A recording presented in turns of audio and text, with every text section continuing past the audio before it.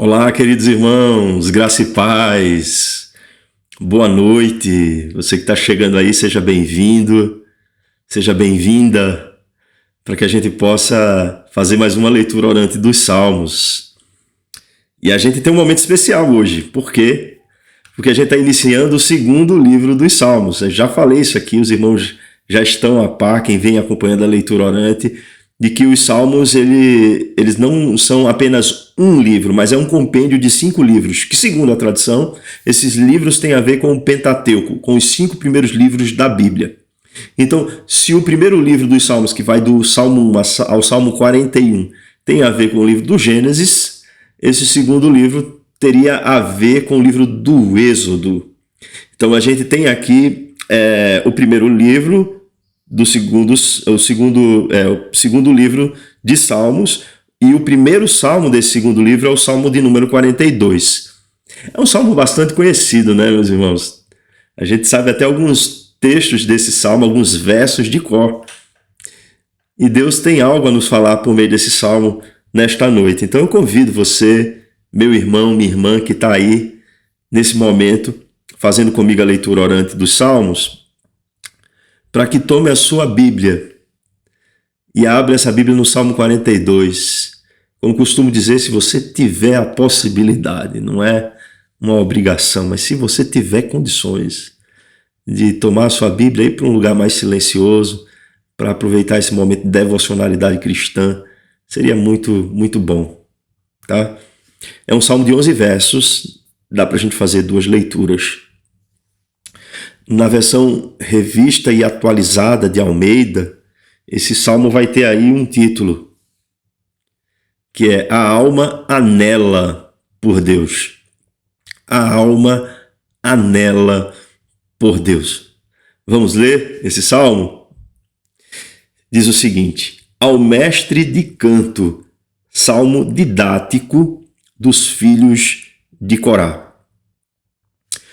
Como suspira a corça pelas águas ou pelas correntes das águas, assim por ti, ó Deus, suspira a minha alma.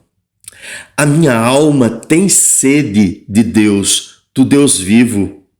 Quando irei e me verei perante a face de Deus?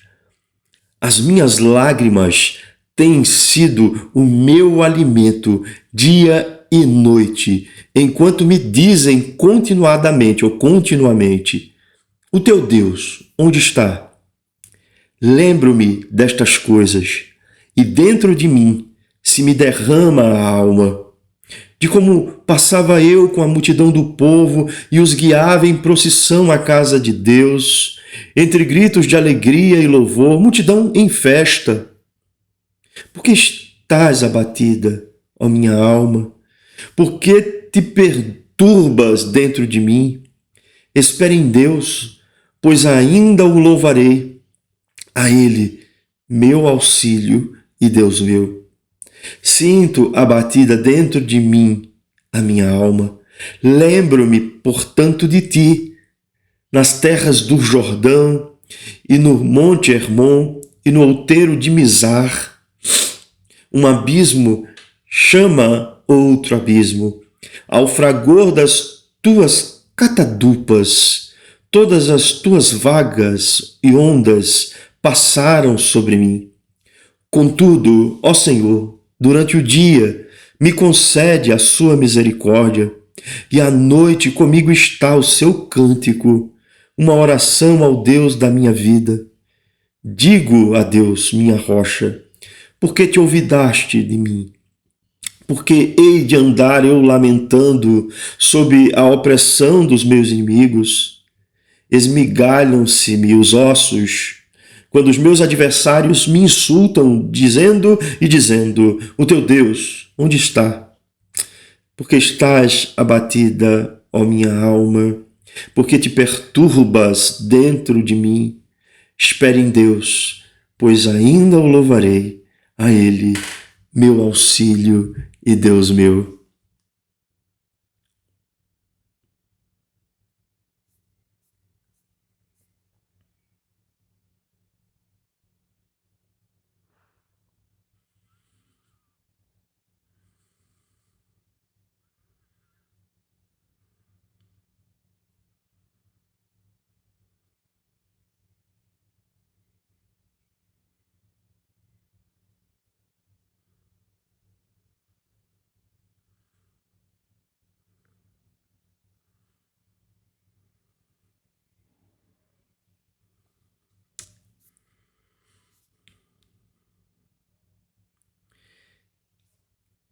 Como suspira a corça pelas correntes das águas, assim por ti, ó Deus, suspira a minha alma.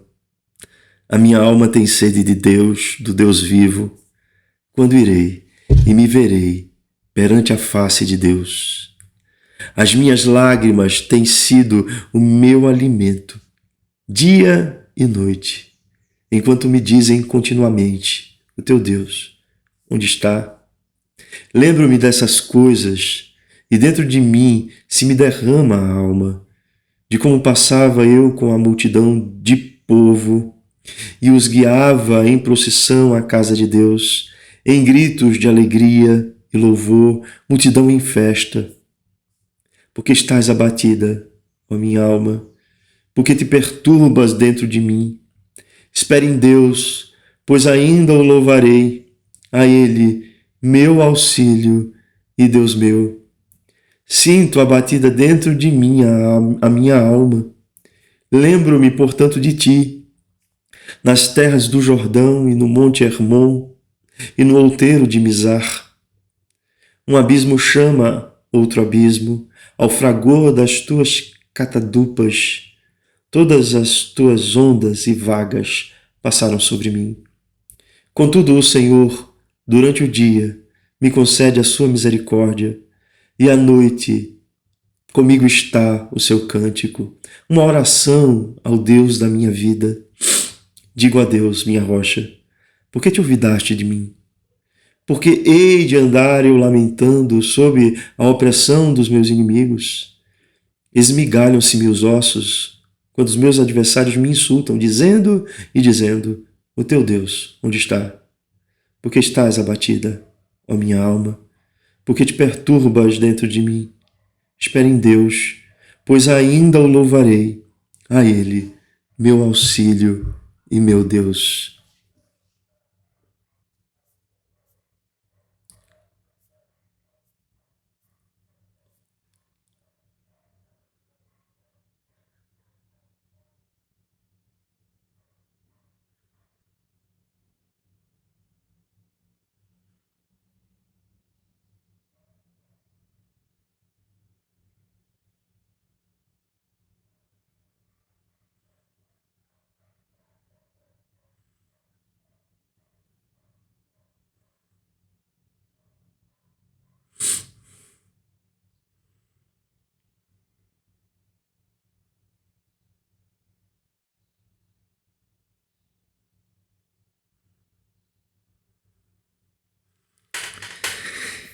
Amados irmãos, a gente está aí diante de um salmo daqueles, né?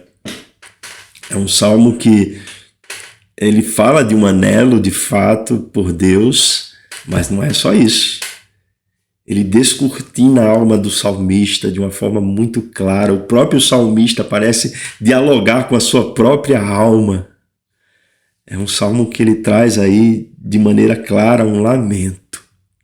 Então, o tipo de gênero literário desse salmo é um salmo de lamento. Mas ele não é só isso, e a gente percebe que há dentro desse salmo outros momentos, né? Há sempre nesse refrão em que o lamento aparece: porque estás abatida, ó minha alma, porque te abates, ó minha alma.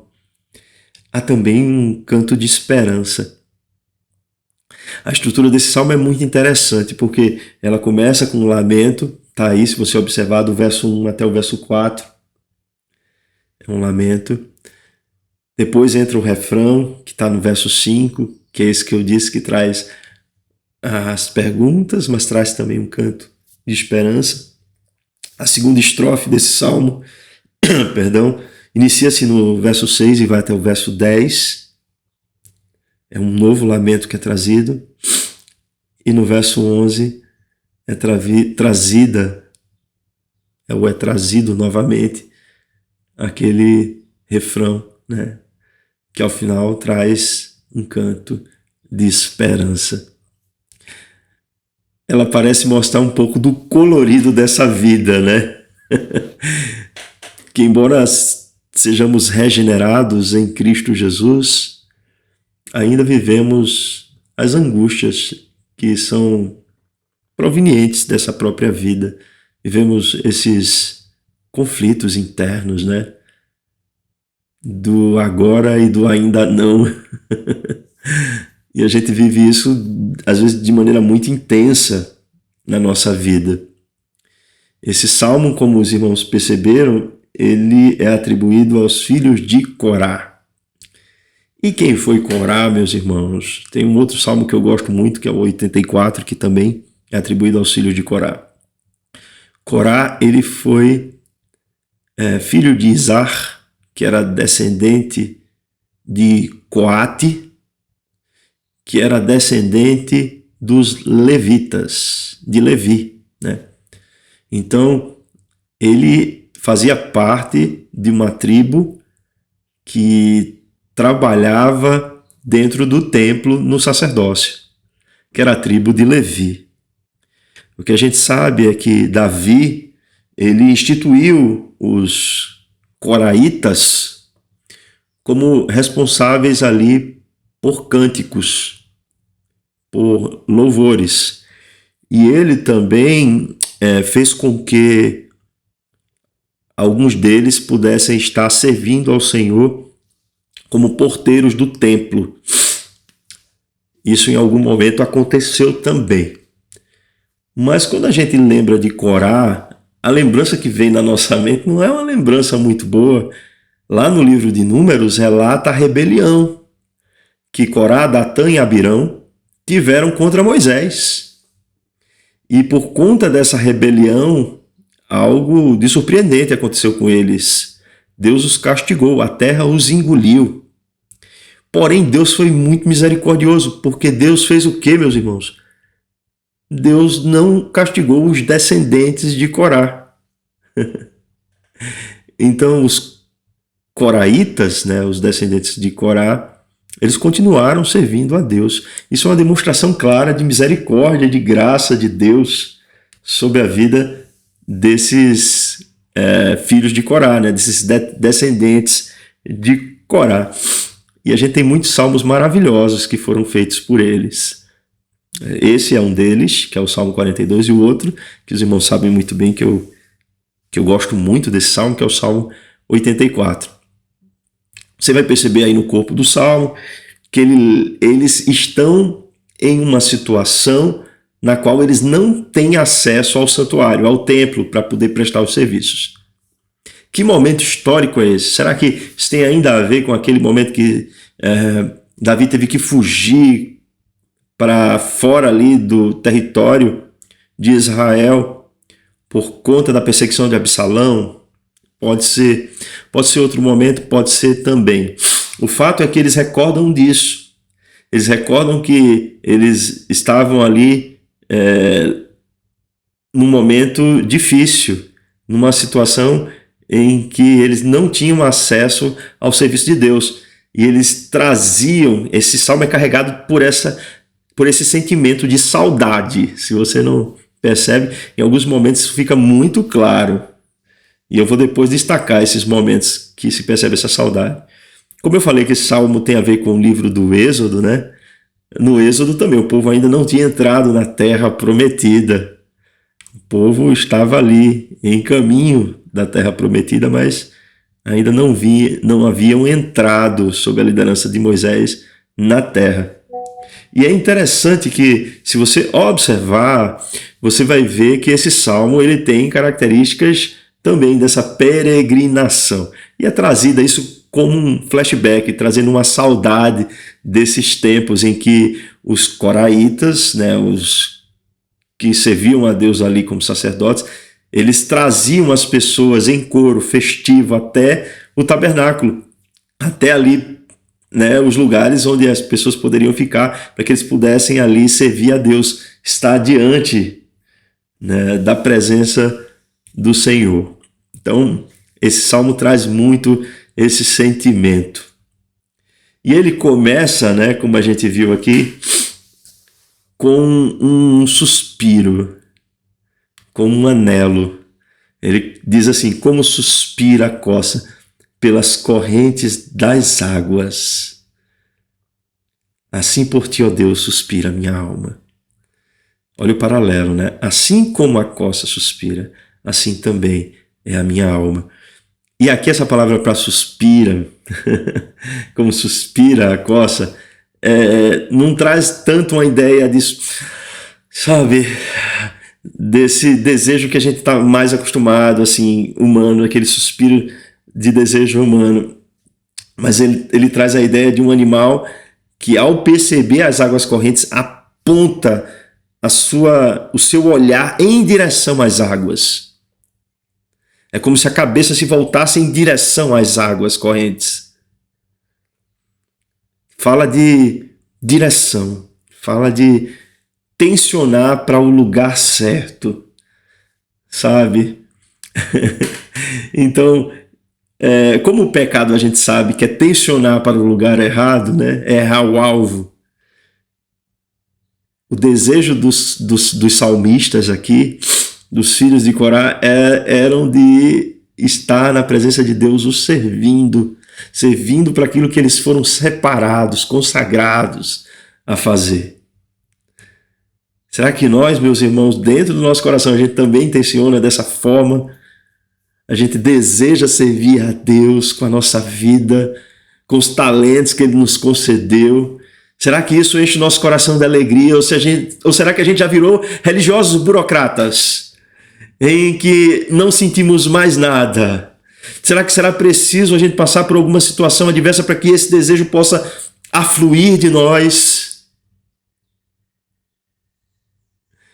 Entendem, meus irmãos? Então, aqui o salmista está desejando, e ele está desejando por saudade mesmo, porque eles não estão tendo mais esse acesso. Assim como a coça, ela aponta para as águas e deseja essas águas, eles também estão desejando aqui, eles estão dizendo que eles suspiram por Deus, suspiram em servir ao Senhor das suas vidas. E aí no verso 2 ele vai dizer assim, que a gente chama de paralelismo progressivo, né? Ele vai revelando mais coisas sobre esse desejo que ele demonstra no verso 1. A minha alma tem sede de Deus, do Deus vivo. Quando irei e me verei perante a face de Deus? Olha aí que o desejo de estar ali no serviço do tabernáculo está ficando cada vez mais nítido para nós aqui, cada vez mais aparente. Observem, meus irmãos, o que eu vou dizer aqui. Todo ser humano, todo, sem exceção, ele foi criado à imagem e semelhança de Deus. E isso, nas palavras do sábio Salomão, quer dizer que Deus implantou dentro dos nossos corações, dentro da nossa vida, o desejo da eternidade. Então, temos dentro de nós esse desejo. E todas as vezes que desviamos a direção desse desejo para algo que não seja Deus e a sua vontade, nós pervertemos esse desejo. E esse desejo só causa na nossa vida frustração. Todas as vezes que nós colocamos algo, alguma coisa, alguém, no lugar que só pertence a Deus, que é exclusivo dele em nossa vida, isso só causa em nós mais frustração. Não adianta, não vai suprir essa necessidade, esse anseio, esse anelo. Dinheiro não vai suprir esse anelo, entendeu? Realização profissional não vai suprir esse anelo. Bens não vão suprir esse anelo. Porque esse é um anelo de uma alma que foi criada, forjada para a eternidade. Então, mais uma vez aqui, a gente percebe que se os nossos corações não estiverem desejantes de Deus, todo o nosso desejo gerará em nós frustração. Olha o que ele diz assim, aqui no verso 2. Quando irei e me verei perante a face de Deus. Ele está falando do serviço. Essa expressão é para falar do serviço do tabernáculo. Até quando eu vou ficar aqui distante desse lugar que eu sei que é o lugar onde Deus preparou para eu estar, para eu poder servi-lo, ou para nós aqui, no caso dos salmistas. E aí ele vai revelando agora a sua insatisfação, né? Ele diz assim: as minhas lágrimas têm sido o meu alimento, no verso 3, dia e noite. Ele está dizendo assim: tenho chorado volumosamente, enquanto me dizem continuamente, o teu Deus onde está? Parece-me que a gente está aqui num lugar onde as pessoas percebem o sofrimento dos salmistas, dos filhos de Corá, e fazem esse tipo de pergunta capciosa a eles, dizendo assim: e agora? Cadê teu Deus? Você está aí sofrendo, longe do lugar que era para você estar, e teu Deus está onde? É importante se dizer que eles não estavam naquele lugar, longe do lugar do serviço que Deus havia destinado a eles, porque eles queriam. Isso foi uma consequência ali de, talvez, se levarmos em conta o caso de Absalão, dessa perseguição que forçou eles a saírem dali, né?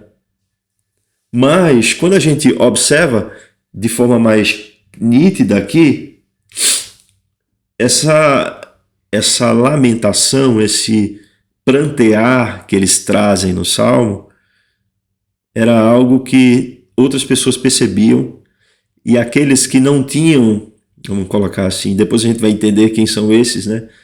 Que não tinham esse compromisso, talvez pudera ser pessoas de fora da nação de Israel, ou pessoas de dentro da nação, mas que não tinham mais esse compromisso com Deus, que apostataram a fé, faziam para eles aquela pergunta que é para deixá-los ainda piores.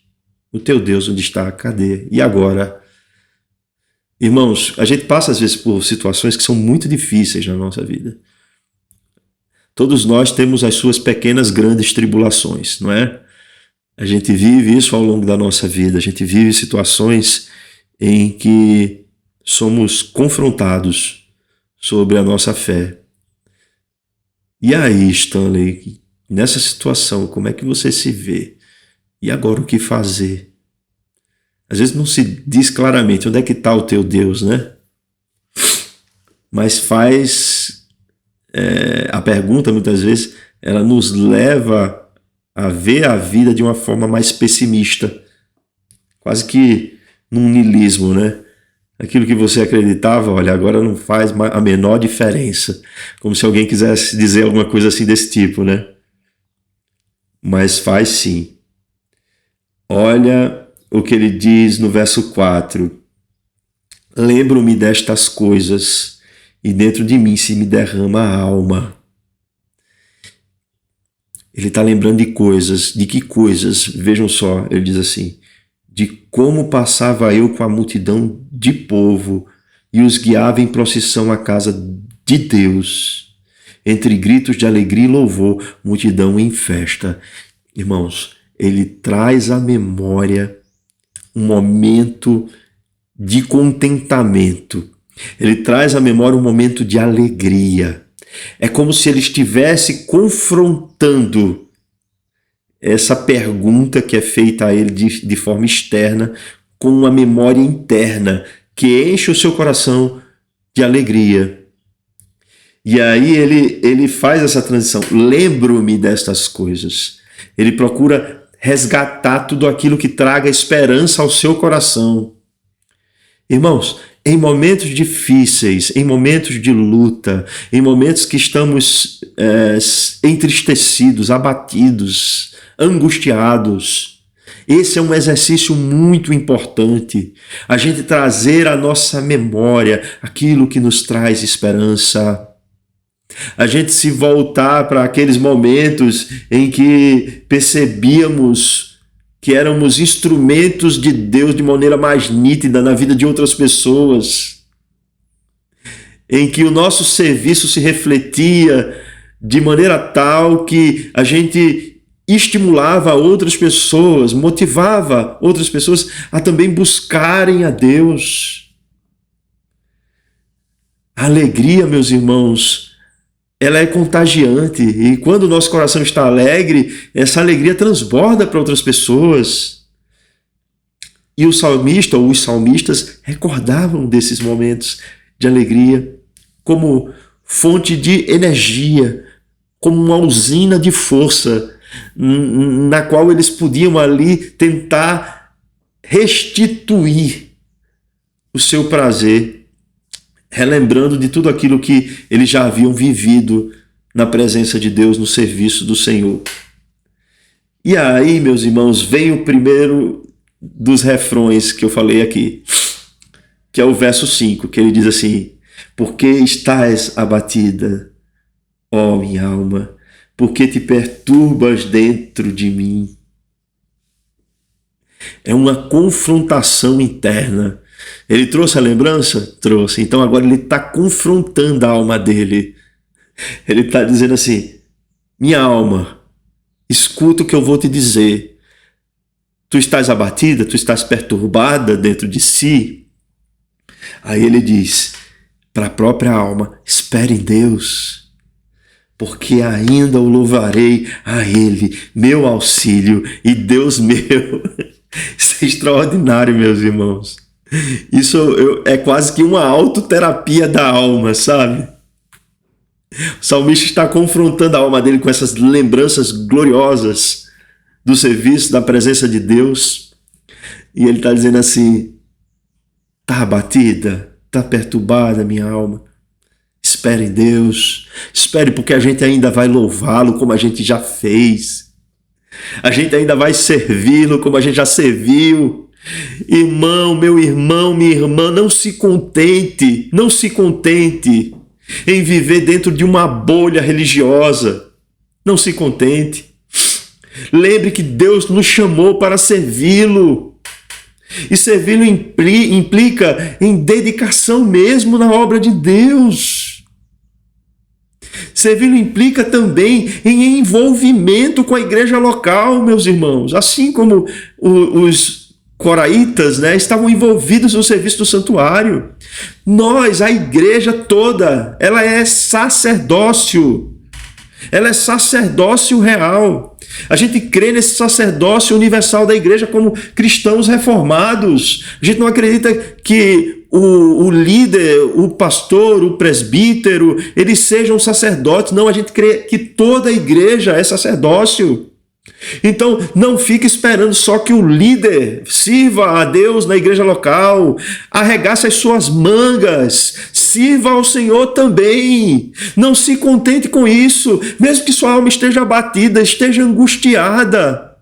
Mas traga à sua memória aquilo que dá esperança. Lembre-se daqueles momentos que você já serviu ao Senhor, que você já se dedicou mais à obra de Deus. Traga isso para que você possa se revigorar espiritualmente, para que você possa novamente ser uma bênção na vida da sua igreja local. Não fique acomodado. E aí a gente entra no verso 6, que ele vai trazer aqui um novo lamento, não é?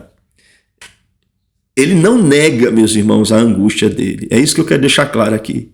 Não é uma coisa que ele está aqui assim fingindo que ele não tem angústia. Ele não está fazendo isso. Em momento algum. Ele transparece aquilo que está dentro de si. Olha o que ele diz aí no verso 6. Sinto abatida dentro de mim a minha alma.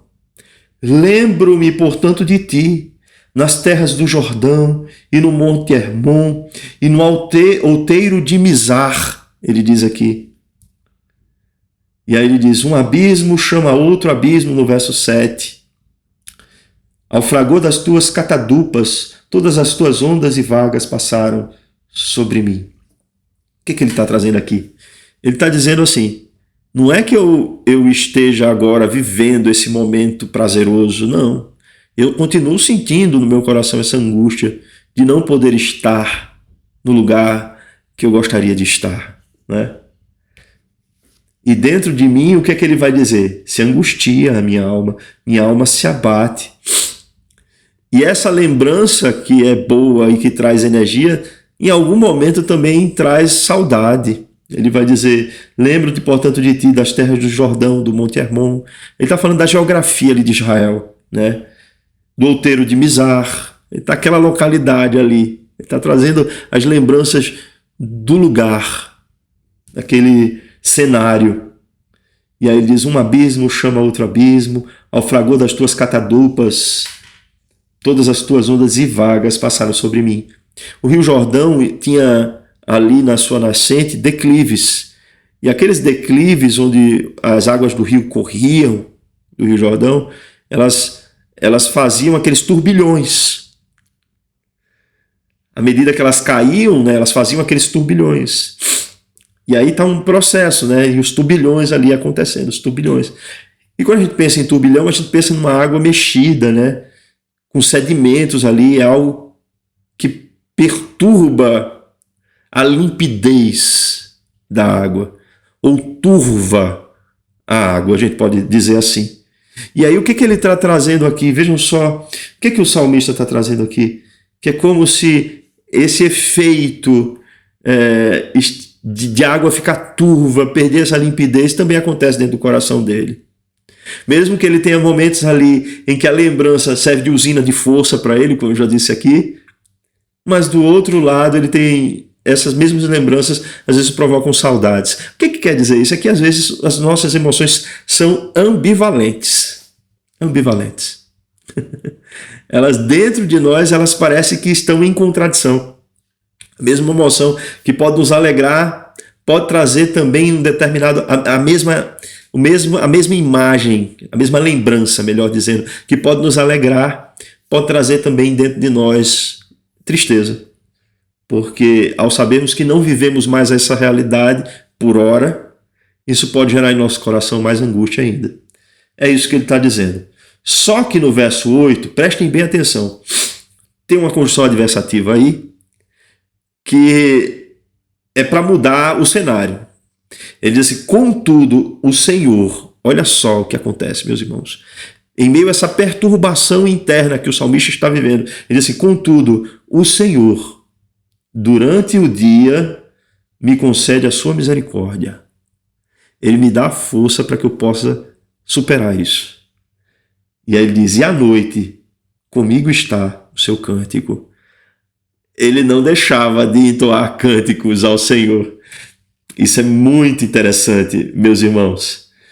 E aí ele diz que esse cântico é uma oração ao Deus da sua vida. Irmãos, a gente se perturba, a gente vive essa ambivalência das nossas emoções. A gente está nesse mundo quebrado, caído, e isso acontece conosco. Muitas vezes a gente está naquele momento, né, de alegria intensa, de euforia, e em momentos depois a gente parece que é levado a uma profunda tristeza.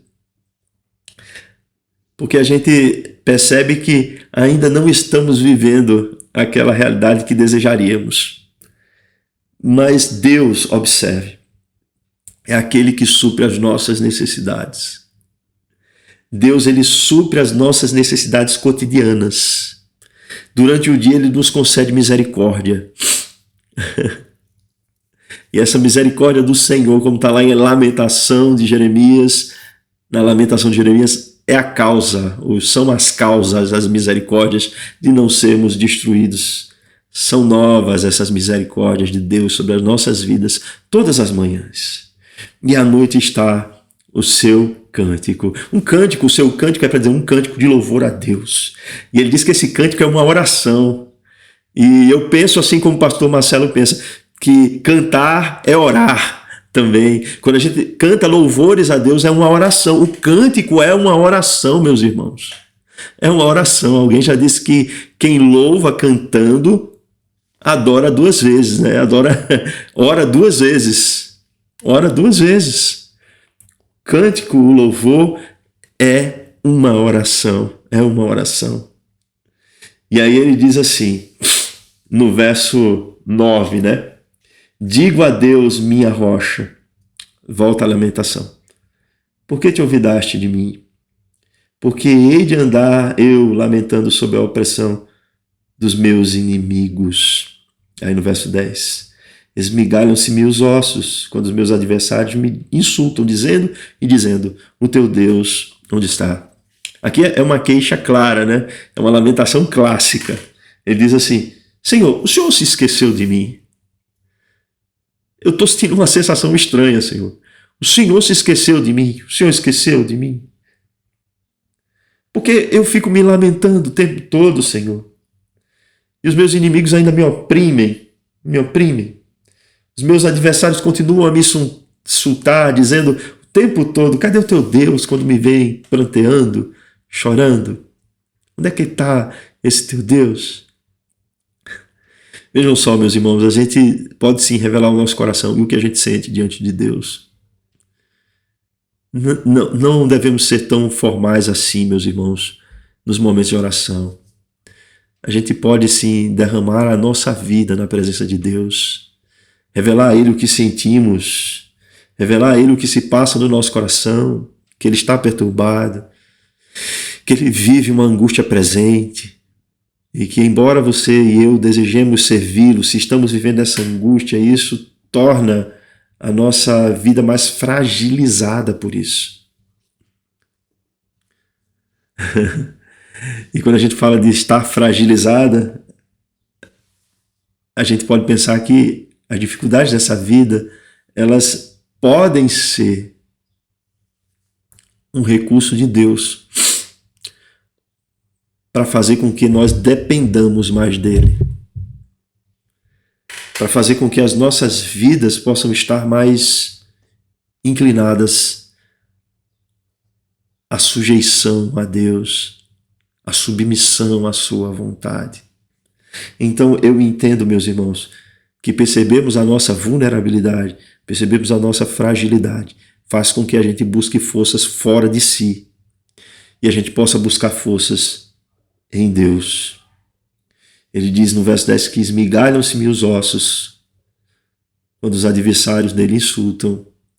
Porque aqui, eu quero que se entenda isso, esse insulto não é só um insulto ao salmista, é um insulto ao Deus do salmista, o teu Deus onde está. E isso dói mais ainda no coração dele, sabe? É como se ele vivesse o conflito dentro de si, de ver alguém insultando o seu Deus por conta de uma situação em que ele pranteia, em que ele lamenta. E aí ele coloca isso diante de Deus. Faça isso, meu irmão, faça isso também, minha irmã. Coloque diante de Deus a sua angústia, o seu sofrimento. Diga a Ele o que se passa dentro de si e os motivos pelos quais isso te incomoda tanto, a ponto de você sentir reações psicossomáticas, como ele diz aqui, né? Esmigalham-se os ossos, é como se ele sentisse que os ossos dentro de si que se quebrassem. E aí ele encerra com o mesmo refrão, dizendo aí no verso 11, porque estás abatida, ó minha alma, porque te perturbas dentro de mim. Espere em Deus, pois ainda o louvarei. A Ele, meu auxílio e Deus meu. Irmãos, esse refrão ele não se repete por acaso, sabe? Esse refrão ele não está aí porque sendo repetido para simplesmente decorar o salmo. Existe essa preocupação estética? Existe. Mas é para enfatizar alguma coisa. Vamos usar desse mesmo recurso do salmista. Vamos confrontar a nossa própria alma com a realidade de Deus. Vamos confrontar a nossa alma na esperança do Deus da nossa salvação. Porque a gente sabe que o choro ele pode durar uma noite, mas a alegria vem ao amanhecer. Nós cremos num Deus que é capaz de tirar de nós as vestes, a vestimenta de tristeza, né? E substituí-la por vestes de louvor. Nós cremos num Deus que é capaz de retirar do nosso coração essa angústia e transformá-la em algo para louvor da sua glória. É esse Deus a quem nós servimos. Então não devemos nos abater, devemos confrontar sim a nossa alma com a realidade do nosso Deus, porque o nosso Deus é a nossa esperança. Louvaremos sim o Senhor. Eu oro, meu irmão, minha irmã, para que a gente possa sempre lembrar disso, para que a gente possa sempre viver essa realidade. E hoje, assim, eu queria fazer algo diferente.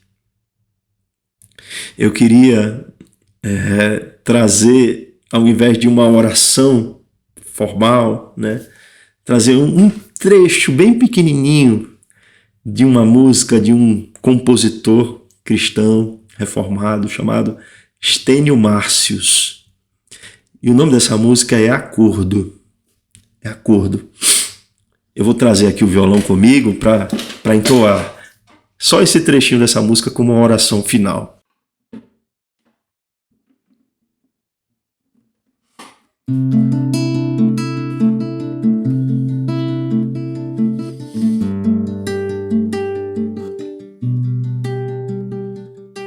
Puxo uma cadeira, minha alma, que eu quero te perguntar: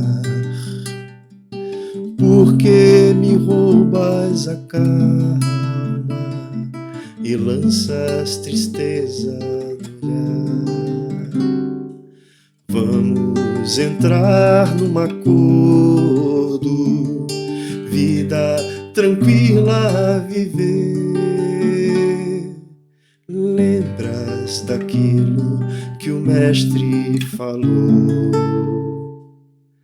A minha graça te basta.